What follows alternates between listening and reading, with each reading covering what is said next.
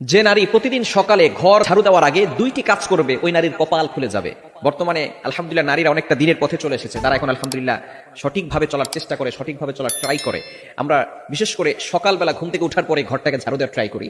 ঘরটাকে ঝাড়ু দেয়, বিশেষ করে মা বোনেরা যারা আছেন ঘরটাকে পরিষ্কার পরিচ্ছন্ন রাখার জন্য ঘুম থেকে ওঠার পরে ঘর ঝাড়ু দেয়। এই ঘর ঝাড়ু দেওয়ার আগে কিছু কাজ করতে হবে। দুইটি কাজ যদি নারীরা করতে পারে ওই নারীর কপাল খুলে যাবে।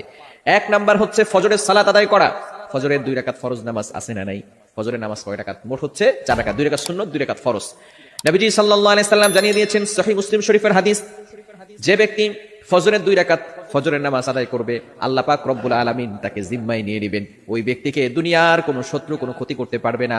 আল্লাহ পাক রব্বুল আলামিন নিজে পরের দিন ফজর পর্যন্ত তাকে হেফাজত করতে থাকবে। আল্লাহ পাক রব্বুল আলামিন তার জিম্মাদার হয়ে যাবেন।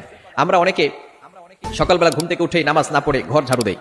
ঘর ঝাড়ু দেন, তাতে কোনো আপত্তি নাই, পরিষ্কার পরিচ্ছন্ন থাকা ভালো। আত্মহুরু শাত্রুল ঈমান, পবিত্রতা হচ্ছে ঈমানের অঙ্গ।